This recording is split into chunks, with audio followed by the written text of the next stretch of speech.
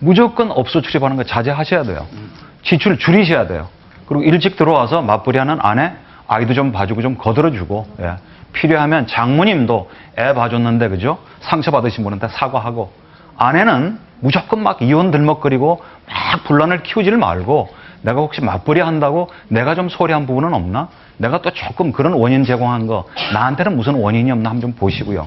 그리고 양가 어머님은 자식의 문제하고 내 삶을 조금 좀 분리할 수 있는 지혜가 필요한 거야. 네. 네. 내가 뭐 애 봐주고 그랬다고 무조건 사이한테 막 나무라고 그러지 말고, 사이고 딸이지만 이제는 좀 성인으로서 존중해 줄 필요도 있고, 필요하다면 애 봐주는 것도 좀 분리하실 필요가 있어요. 예.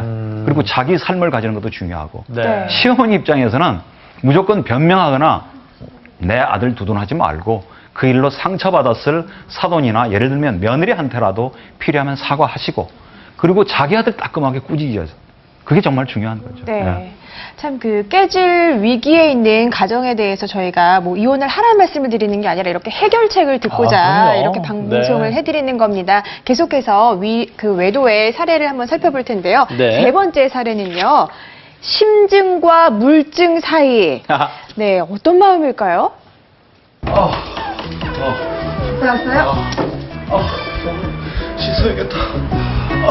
2년 전 처음으로 외도했던 남편과 그런 남편을 용서해준 아내. 아직 외도의 상처가 아물기도 전 벌써부터 남편의 휴대전화에는 낯뜨거운 문자가 가득하고,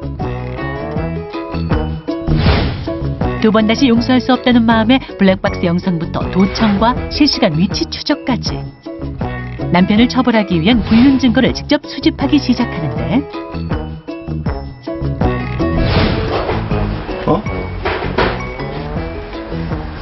쓰레기?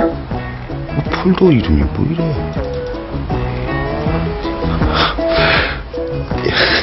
여보! 무슨 일인데 이렇게 소리 질러?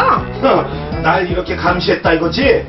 왜? 들켜서 속상해? 개인정보 침해, 사생활 침해로.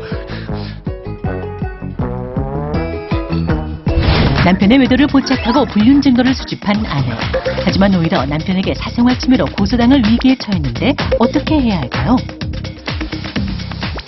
방귀 낀 놈이 성낸다고 미안합니다 해야 될 걸 갖다가 오히려 이제 더 이제 자기가 발끈하는, 같은 남자로서 저건 좀 아닌 것 같은데요. 그렇죠. 예. 네, 미안하다고 해야죠. 예. 그래서 그런 말도 있잖아요. 조사하면 다 나와, 뭐 이런 말이 있지 않습니까? 근데 요즘 뭐 과학기술이 발달하면서 진짜 이런 사례들이 많이 늘어날 것 같아요. 네, 저희가 상담하다 보면 과학기술이 정말 많이 발달하고 있다고 느껴져요. 심지어 남편이 문자 메시지를 이렇게 하면은 부인이 이걸 받아볼 수 있는 프로그램까지 있어요. 그러니까 남편이 누구랑 어떤 내용의 대화를 하는 데까지 할 수 있죠. 물론 이것들이 그러니까 합법적인 건 아닙니다. 하지만 네네. 과학기술이 그만큼 발달하고 있으니까 이제 정말 바람 피우는 거 그냥 포기하셔야 될 것 같아요. 걸리면 다 나옵니다. 그러네요. 예. 네, 그렇다면 저 단도직입적으로 여쭤보고 싶은 게, 그 외도의 증거를 수집한 아내 고소 당해질 수 있나요? 벌금 정말 물어야 돼요? 아니, 안 그러면 어떻게 증거를 찾아요? 증거를 하면 두 가지 정도로 할 수가 있을 것 같은데요. 그러니까 예를 들어서 남편의 비밀번호, 남편의 개인정보를 이용을 해서 어디 인터넷에 들어가서 자료를 뽑는다. 이런 건 정보통신비밀보호법에 의해서 벌금 또는 뭐 징역형 이렇게 처벌을 받으실 수가 있고요. 그다음에 도청. 그다음 뭐 얼마 전에 굉장히 중요한 판례가 하나 나왔는데, 부인이 남편 차에 도청 장치를 설치해가지고 했을 경우에 이거는 통신비밀보호법이라 해가지고요. 이건 벌금이 아니고 징역형입니다. 그래서 굉장히 센 거죠. 그래서 네. 이 두 부분은 구별을 하셔야 되고요. 징역형에서 물론 집행유예를 받기는 했지만 이거는 굉장히 강력한 정가거든요. 그래서 처벌이 강하기 때문에 네. 도청은 좀 주의를 하셔야 될 것 같아요. 그러면 만약에 이혼은 안 하고 그냥 고소만 할 수 있어요? 이런 남편이요. 경우에? 예, 남편이 이 부분에 대해서 고소를 할 수 있고, 이것은 네. 이혼과 별개로 하는 거기 때문에 처벌이 가능합니다. 그러니까 개인정보 같은 경우는 벌금이 나올 거고, 네. 도청을 했을 경우에는 이제 실형이 나올 수가 있는 거죠. 근데 거기까지 가면 이혼해야죠. 뭐 서로 고소까지 가기 때문에. 근데 중요한 건요, 남남끼리 뭐 도청하고 뭐 감시하고 이거는 형법상 처벌이 될 수 있지만 부부는 남이 아니잖아요. 근데 이게 애매해요. 이걸 어떻게 그 처벌을 하는지. 뭐 선이 뭡니까? 부부간에도 이제 그 처벌을 하는 기준이 뭐예요? 네. 어디까지가 사생활 침해예요?